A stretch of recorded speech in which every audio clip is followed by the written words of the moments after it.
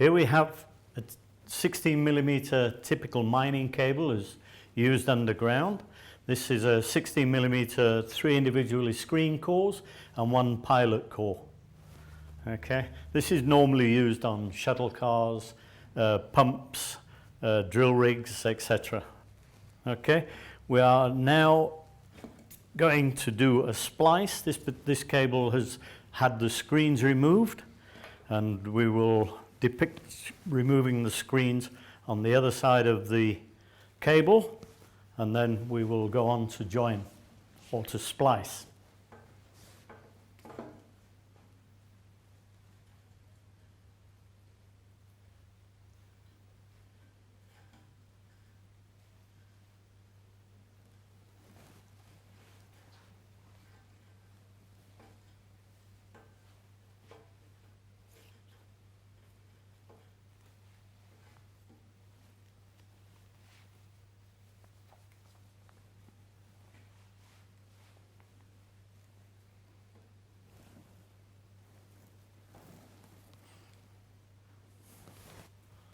When the screen has been removed, we will clean the insulation with electrical cleaner to ensure that all the carbon deposits, coal dust, etc.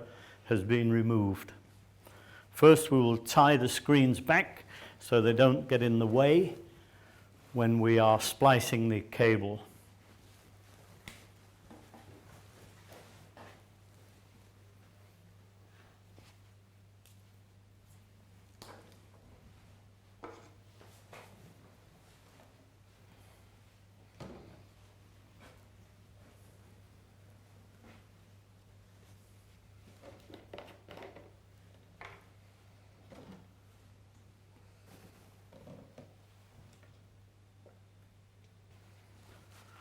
Right, the cable is prepared. We can now make ready to cut and splice the cable.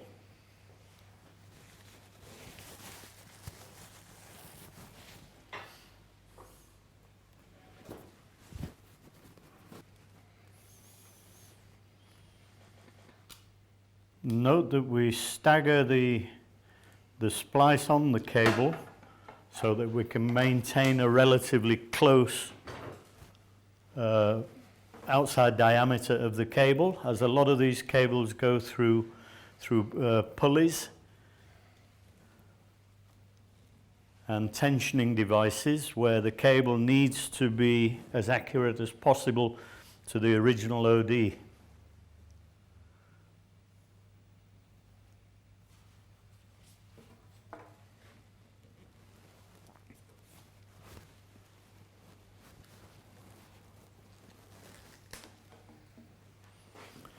Again, we tie back the conductors to keep them out of the way of the conductor that we're working on.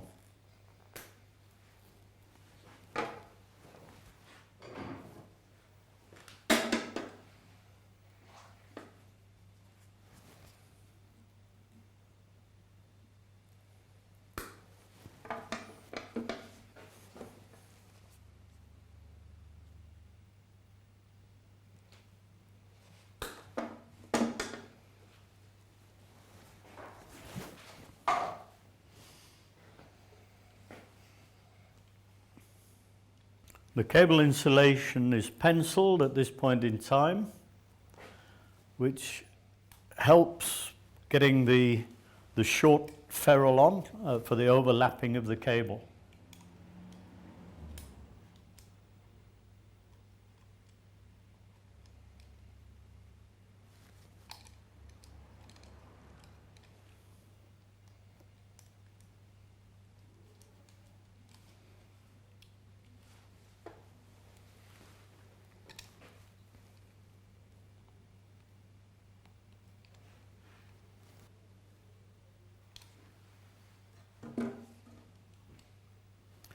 Note that the insulation has been left on to stop bird nesting.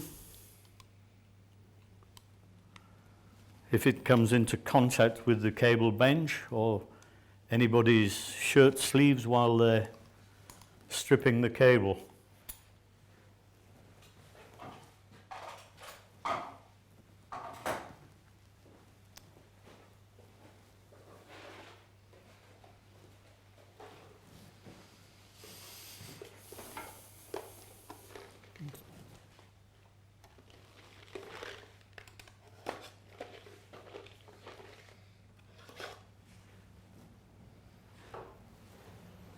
The cable is split into sections at this point.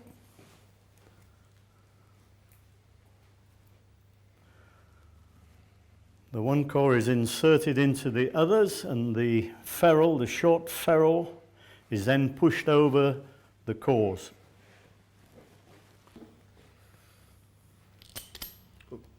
Uh-huh.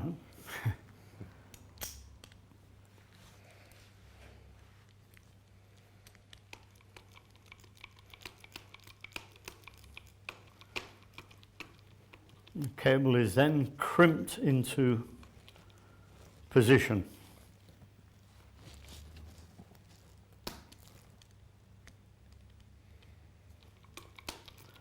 Again, the total length of the ferrule is crimped from one end to the other.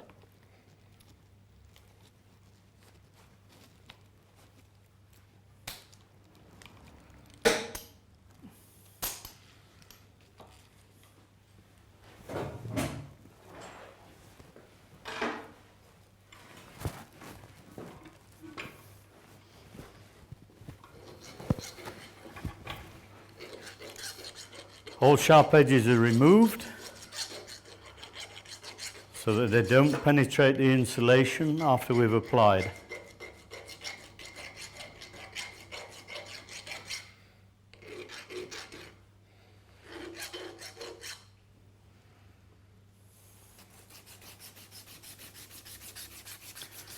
The cable is then sanded down to remove any impurities that may be left on the insulation on the cable.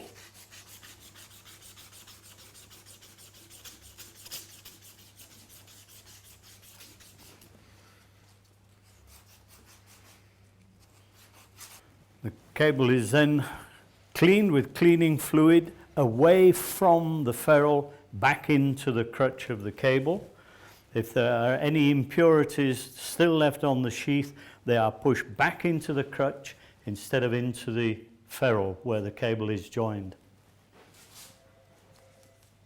We will now insulate over the ferrule. This is again the rubber tape, the anti-corona tape, which was shown on the high voltage termination.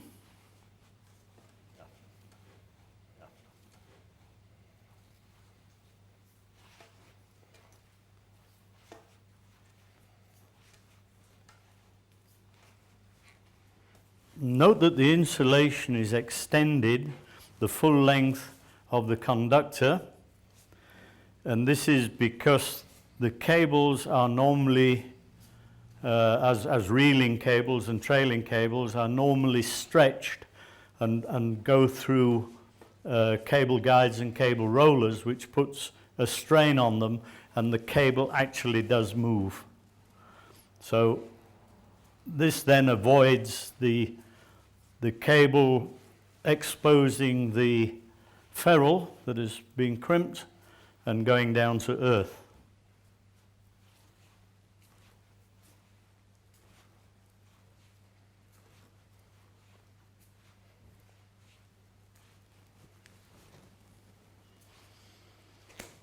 The rubber insulation is then covered with PVC, which will allow the screen to move as the cable flexes over it. If we just left the rubber on, the screen would embed into the rubber and you would lose flexibility.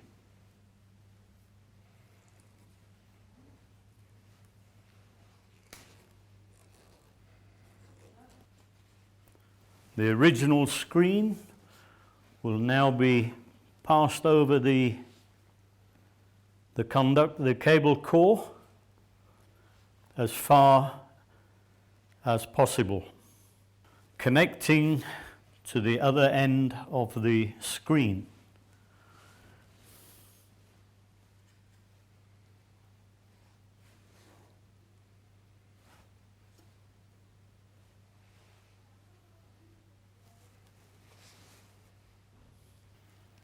The screens are overlapped, taped into place, and the surplus of the screen is then removed.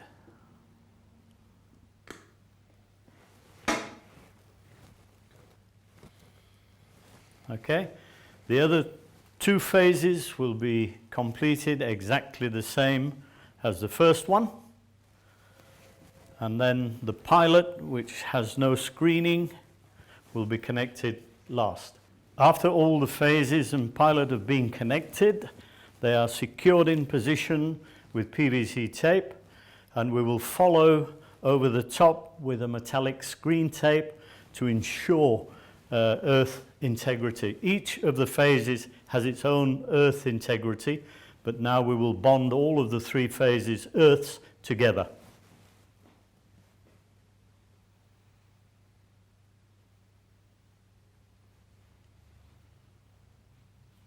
This is just to ensure complete safety in use in fiery mines.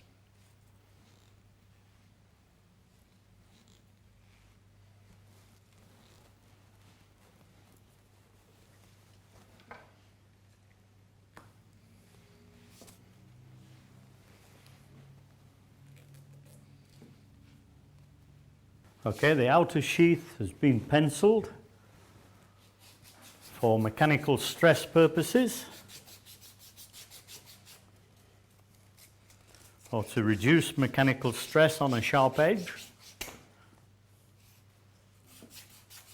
We will now clean the sheath of the cable and roughen it up so as the adhesion promoter, which we will now apply,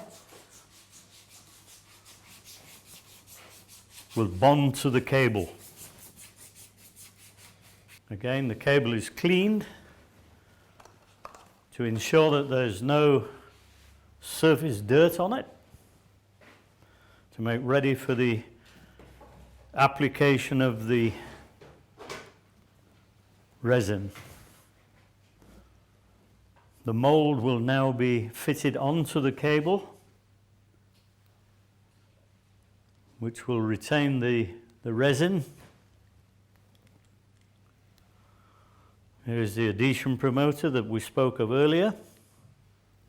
That will be applied with a brush quite liberally over the edge of the cable and up to the length of the mold.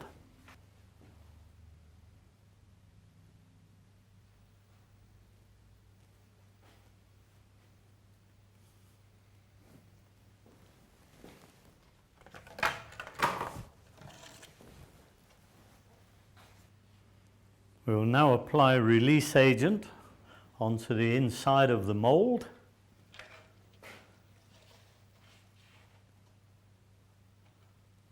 So that the mold can be removed more easily after the resin has set. This is a two-component flexible resin which has an extremely high mechanical strength and is tear resistant. These molds are reusable if looked after, and are sold separately.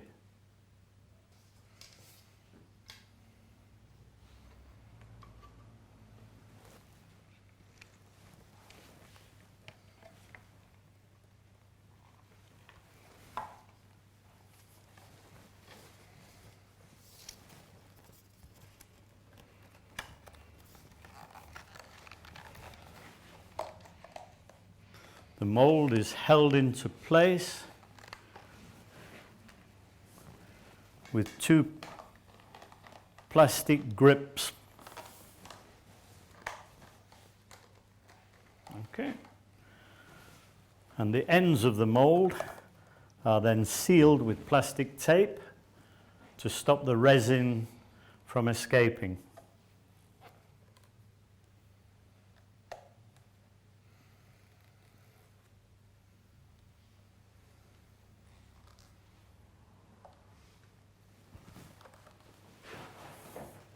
The mold is now ready for the Victor cast resin to be mixed and poured in.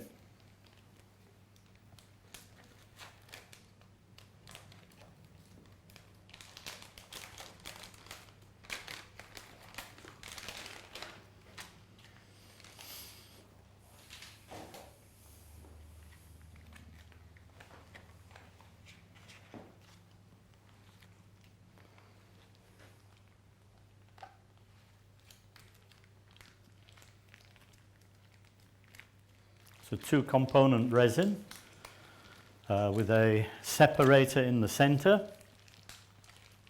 We will mix, depending on temperature, for approximately 2 minutes.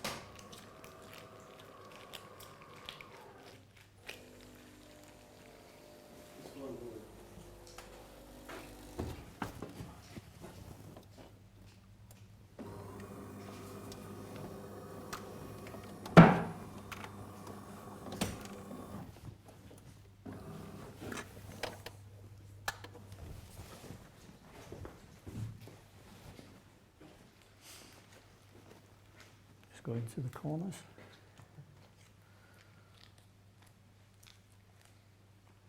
Just ensure that the two components are thoroughly mixed. We go into the corners and force out so that we get a good mix.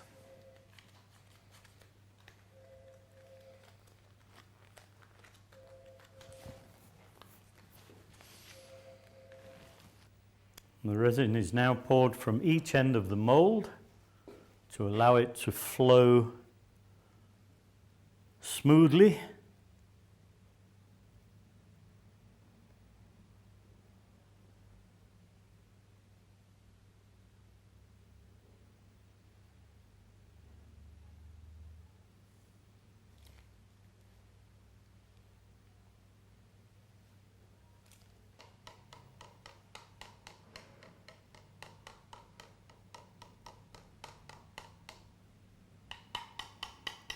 Gently tapping it to...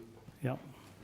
The mold is gently tapped to release any trapped air, which will come up to the top through the breather holes in either end of the mold.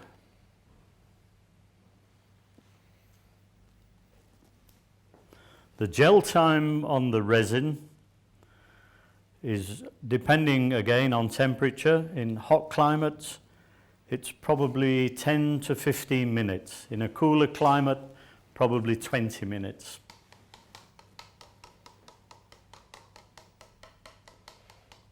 Yep.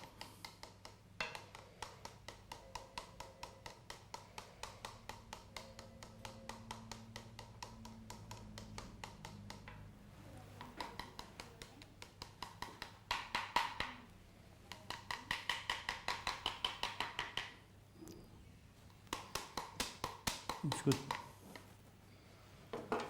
There's the finished cable joint. Okay, after 1 hour, the mold can be removed. The joint will be mechanically sound, although not fully cured. We allow 4 hours for fully cure before the cable should be put into use. Again, dependent on temperature. In hotter climates, it cures far quicker. Okay? This is how the joint will look when it's finished and been trimmed. It is completely waterproof, very abrasion resistant, and does not cross-link, so it will not tear if cut. Okay, thank you very much.